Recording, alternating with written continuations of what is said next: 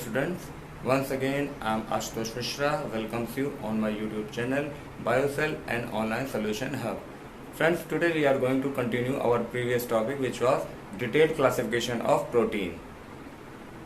तो फ्रेंड्स, जैसा कि मैंने आपको बताया कि सॉल्युबिलिटी एंड फिजिकल प्रॉपर्टीज के बेसिस पे प्रोटीन को 3 कैटेगरीज में क्लासिफाई किया गया है, जिसमें पहली कैटेगरी आती है सिंपल प्रोटीन, दूसरी आती है कंजुगेटेड प्रोटीन, तीसरी कैटेगरी आती है डिराइव्ड प्रोटीन। डिराइव्ड प्रोटीन को फर्दर क्लासिफाई किया गया है प्राइमरी डिराइव्ड प्रोटीन्स और सेकेंडरी डिराइव्ड प्रोटीन्स में। अब बात करते हैं कि प्राइमरी डिराइव्ड प्रोटीन्स क्या होते हैं।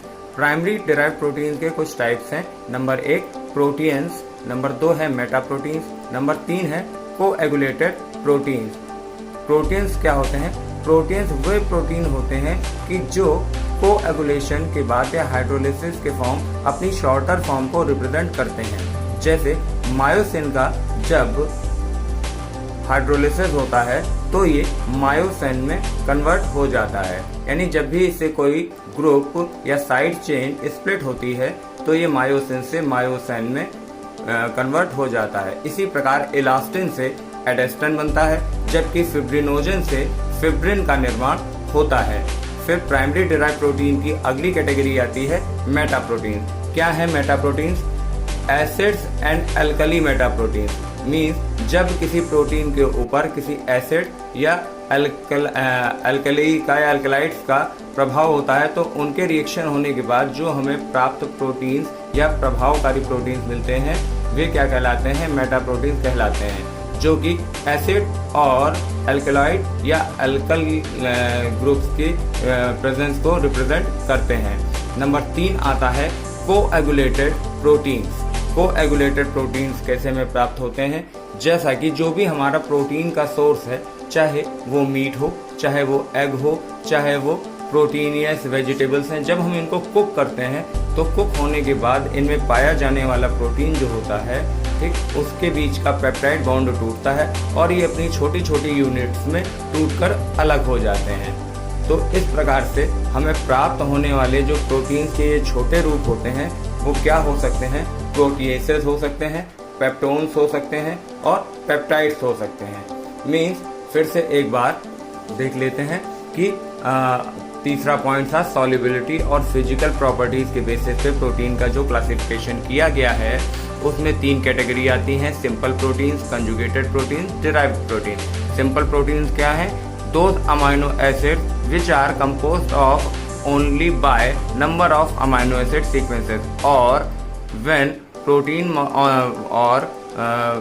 protein molecule on complete hydrolysis only gives amino acid sequences। Means अगर किसी प्रोटीन का निर्माण सिर्फ और सिर्फ अमाइनो एसिड सीक्वेंसेस से मिलकर हुआ है तो वो सिंपल प्रोटीन कहलाएगा। नेक्स्ट कैटेगरी थी कंजुगेटेड प्रोटीन, यानी किसी प्रोटीन का निर्माण अगर अमाइनो एसिड सीक्वेंसेस यानी एपोपार्ट मैंने आपको बताया था किसी भी कंपाउंड का जो प्रोटीनियस पार्ट होता है वो एपोपार्ट कहलाता है। एपोपार्ट के अलावा अगर non prosthetic group carbohydrate, lipid, nucleic acid, phosphate, metals, क्रोमीन्स कलर यील्डिंग कंपाउंड, मतलब ऐसे कंपाउंड जो कलर देते हैं, वो अगर अमाइनो एसिड सीक्वेंसेस वाले एपोप्रोटीन के साथ जुड़े होते हैं तो इस प्रकार के प्रोटीन कंजुगेटेड प्रोटीन्स कहलाते हैं, जिनके एग्जांपल्स हैं ग्लाइकोप्रोटीन, लिपोप्रोटीन, न्यूक्लियोप्रोटीन, क्रोमोप्रोटीन, मेटलोप्रोटीन और भी कुछ प्रकार इनके होते हैं। तीसरी कैटेगरी आती है derived proteins, means proteinaceous molecules which exist in their natural form, या ऐसे प्रोटीनियस मॉलिक्यूल जो अपनी नेचुरल फॉर्म में तो अगर करते हैं लेकिन कुछ रिएक्शन के बाद कुछ ऐसे अन्य प्रोटीन मॉलिक्यूल दे देते हैं जो कि उन्हीं से ही उत्पन्न होते हैं। डिराइव मीन्स होता है व्युत्पन्न, मतलब प्री एग्जिस्टिंग फॉर्म से ही एग्जिस्ट होने वाले या आने वाले कंपाउंड। तो ये डिराइव्ड प्रोटीन जो हैं इनको भी 2 कैटेगरी में बांटा गया है, primary derived protein and secondary derived protein. मैंने आपको बताया प्राइमरी डिराइव्ड प्रोटीन की भी 3 कैटेगरीज हैं, proteins, Meta proteins and coagulated proteins. ठीक, तो इसमें जो सबसे समझने वाली बात है वो क्या है कि जब भी हीट के संपर्क में आने में, अल्कोहल के संपर्क में आने में, जल के संपर्क में आने पे, कुछ एसिड के संपर्क में आने में, कुछ अल्कलॉइड के संपर्क में आने में प्रोटीन की प्रवृत्ति में या स्ट्रक्चर में कुछ चेंजेस देखने को मिलते हैं। जैसे प्रोटीन्स में मायोसिन प्रोटीन कन्वर्ट हो जाता है मायोसैन में। इसका side chain, amino group, carboxyl group कुछ भी इसमें से अगर स्प्लिट कर जाता है तो अपनी शॉर्टर फॉर्म को शो करता है। इसी प्रकार फिब्रिनोजन से फिब्रिन बनता है, इलास्टिन से एडेस्टिन बनता है। अब बात करते हैं मेटाप्रोटीन्स की। मेटाप्रोटीन्स क्या है? जब किसी प्रोटीनियस मॉलिक्यूल के ऊपर किसी एल्कली या एसिड का प्रभाव होता है तो रिएक्शन के बाद प्राप्त होने वाले प्रोटीन क्या कहलाते हैं? मेटाप्रोटीन्स। तीसरी कैटेगरी आती है कोएगुलेटेड प्रोटीन। कोएगुलेटेड प्रोटीन वो प्रोटीन है जो कि हीट के संपर्क में आने के बाद प्रोटीन मॉलिक्यूल अपनी शॉर्टर फॉर्म में टूट जाते हैं। These are the proteins formed by the progressive hydrolysis of protein at their peptide linkages. Means जब भी इनको हीट के संपर्क में लाया जाता है तो प्रोटीनियस मॉलिक्यूल में पाए जाने वाले जो अमाइनो एसिड सीक्वेंसेस के बीच में पाए जाने वाले कोवेलेंट बॉन्ड्स या पेप्टाइड लिंकेजेस होते हैं, जब उनका ब्रेकडाउन होने लगता है तो हमको प्रोटीन की अलग अलग फॉर्म्स देखने को मिलती हैं, जिनके प्रकार हैं प्रोटीएजेस, पेप्टोन्स एंड पेप्टाइड्स। यानी अलग अलग अमाइनो एसिड के बाद या number of amino acid sequences के कितने number of amino acid sequences के बाद पाए जाने वाले पेप्टाइड बॉन्ड पर अटैक हुआ और वो वहां से स्प्लिट हो गया है, तो नंबर ऑफ सीक्वेंसेस कितने कंटेन करते हैं उस बेसिस पे इनकी 3 कैटेगरीज हैं, प्रोटीएजेस, पेप्टोन्स, पेप्टाइड्स। अब बात करते हैं कि ये हाइड्रोलिसिस कैसे होता है। The complete hydrolytic decomposition of protein generally follows the stage given below.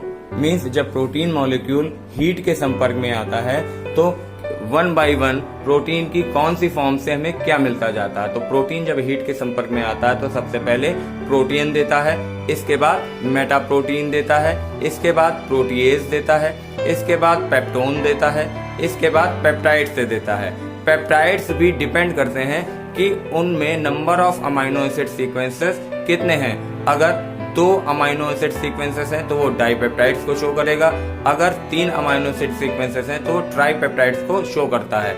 अगर 2 या 3 भी टूट जाते हैं, 2 अमाइनो एसिड सीक्वेंसेस से मिलकर बनने वाला जो डाइपेप्टाइड है, अगर उसके बीच का एक लौता पेप्टाइड बॉन्ड भी टूट जाएगा तो हमको क्या प्राप्त हो जाएंगे?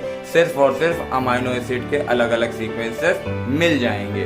तो दोस्तों कि जब कंप्लीट हाइड्रोलिसिस होता है तो प्रोटीन की जो डीकम्पोजिशन होती है वो किस तरह से होती है कि प्रोटीन सबसे पहले टूटता है प्रोटीन में, फिर उसके बाद मेटाप्रोटीन में, फिर प्रोटियोज में, फिर पेप्टोन में, फिर पेप्टाइड में। पेप्टाइड डाइपेप्टाइड और ट्राइपेप्टाइड हो सकते हैं। 2 अगर वहां पर अमाइनो एसिड सीक्वेंसेस हैं तो डाइपेप्टाइड होगा, 3 अमाइनो एसिड सीक्वेंसेस हैं तो ट्राइपेप्टाइड होगा। ट्राइपेप्टाइड के बीच के अगर कोई बॉन्ड टूट जाएगा तो डाइपेप्टाइड और अमाइनो एसिड सीक्वेंस मिल सकता है। डाइपेप्टाइड अगर के बीच का इकलौता कोवेलेंट बॉन्ड जो कि पेप्टाइड बॉन्ड होता है, अगर वो टूट जाएगा तो हमको सिंपल 2 अमाइनो एसिड सीक्वेंसेस मिल जाएंगे। तो दोस्तों यहाँ पर हमारा डिटेल्ड क्लासिफिकेशन ऑफ प्रोटीन खत्म होता है और उम्मीद करता हूँ कि आपको मेरा ये क्लासिफिकेशन प्रोटीन का अच्छा लगा होगा।